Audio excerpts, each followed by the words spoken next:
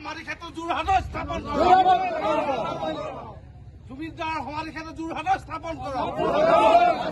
জুবিন দা আমাৰ হয়, জুবিন দা আমাৰ হয়, জুবিন দা আমাৰ হয়। জুবিন দাৰ সমাধিক্ষেত্ৰ যোৰহাটত স্থাপন কৰক। জুবিন দাৰ সমাধিক্ষেত্ৰ যোৰহাটত স্থাপন কৰক। জুবিন দাৰ সমাধিক্ষেত্ৰ যোৰহাটত স্থাপন কৰক। জুবিন দা অমৰ হওক, জুবিন দা অমৰ হওক। জুবিন দা মানে যোৰহাট, জুবিন দা মানে যোৰহাট, যোৰহাট মানে জুবিন দা, যোৰহাট মানে জুবিন দা। জুবিন দাৰ সমাধিক্ষেত্ৰ যোৰহাটত স্থাপন কৰক।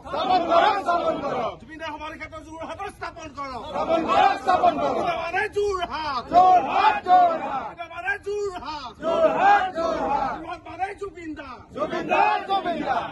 যোৰহাট মানে জুবিন দা। ধন্যবাদ। এই শ্লোগান আমি আপোনালোকক আৰম্ভণি কথাই দিছো, সামৰণি নহ'ব। এইবোৰ এই শ্লোগান সামৰণি নহ'ব।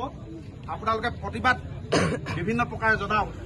আপোনালোকে নিজ নিজ বিভিন্ন গাঁৱৰ পৰা, গাঁৱৰ সংঘৰ পৰা আপোনালোকে আহিছে, মই গম পাইছো। বিভিন্ন সংগঠনৰ পৰা আহিছে, মই গম পাইছো। গাঁৱৰ চুকে কোণে নকচাৰী আকাশে বতাহে যোৰহাট জিলাৰ হৈ আপোনালোকে এই শ্লোগান আপোনালোকে আওৰাই থাকক। ফেচবুকত দিয়ক, হোৱাটছএপত দিয়ক, টুইটাৰত দিয়ক, ক'ত দিয়ে নাজানো, কিন্তু প্ৰতিবাদ কিন্তু অহৰহ চলি থাকিব লাগিব। অন্তঃস্থিতি কেইটাত হওক, কিন্তু সমাধিস্থলটো, মুখ্য সমাধিস্থলটো আমাৰ যোৰহাটত হ'বই লাগিব।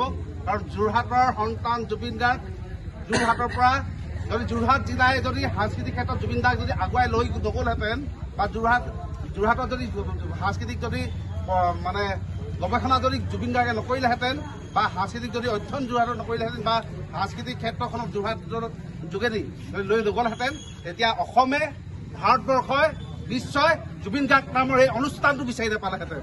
গতিকে আমাৰ যোৰহাটত জুবিন গাৰ্গ লাগিবই, গতিকে জুবিন দাৰ অমৰ হওক, অমৰ বাণী মই দিলো, আপোনালোকে দি থাকিব। কিন্তু এয়া মাত্ৰ আৰম্ভণি, সামৰণি নাই। এই শ্লোগানৰ সামৰণি নাই। সমাধি ক্ষেত্ৰত আমি কাইলৈ হয়তো এক ৰাতি ৰাখিব, একদিন ৰাখিব। মানে আমাৰ বিভিন্ন গুণমুগ্ধ ৰাইজ বিভিন্ন প্ৰান্তৰ পৰা, অসমৰ ভাৰতৰ বিভিন্ন প্ৰান্তৰ পৰা আহিছে, গতিকে এক ৰাতি ৰাখিবই। তাৰ পাছত অন্তঃস্থিতিক্ৰিয়া কৰিব, তাৰপিছত সমাধি কথাটো আহি যাব। গতিকে আপোনালোকে আজিৰ পৰাই, এতিয়াৰ পৰাই, এই মুহূৰ্তৰ পৰাই, এই ছেকেণ্ডৰ পৰাই আপোনালোকৰ যি প্ৰতিবাদ, আপোনালোকৰ যি ক্ষোভ আপোনালোকে প্ৰকাশ কৰক, আপোনালোকে নিজৰ নিজৰ মাধ্যমত প্ৰকাশ কৰক। আৰু এই অনুষ্ঠানটো পৰিসমাপ্তি ঘোষণা কৰিবৰ বাবে, আচলতে এই পৰিসমাপ্তি আনুষ্ঠানিকভাৱে ঘোষণা কৰিছো।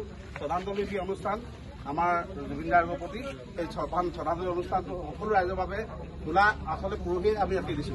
গতিকে সামৰণি মাৰি দিবৰ কাৰণে, এই আনুষ্ঠানিকভাৱে সামৰণি মাৰি দিবৰ কাৰণে যিকেইটা আমি আমাৰ মাজত উপস্থিত হৈছে প্ৰাক্তন ছাত্ৰ নেতা, অসম আন্দোলনৰ সংগ্ৰামী নেতা দেৱজিৎ গগৈ ডাঙৰীয়া, তথা বিশিষ্ট শিক্ষক, তেখেতে বন্তি প্ৰজ্বলন কৰি তেখেতক শ্ৰদ্ধাঞ্জলি জ্ঞাপন কৰিব, জুবিন গাৰ্গক শ্ৰদ্ধাঞ্জলি জ্ঞাপন কৰিবলৈ অনুৰোধ জনাইছো।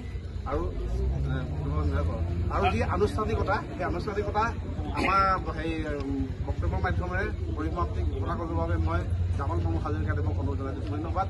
জয় জুবিন দা। ধন্যবাদ জনাইছো। ইতিমধ্যে আমাৰ ইয়াত বিভিন্ন ব্যক্তিয়ে তেখেতসকলৰ বহু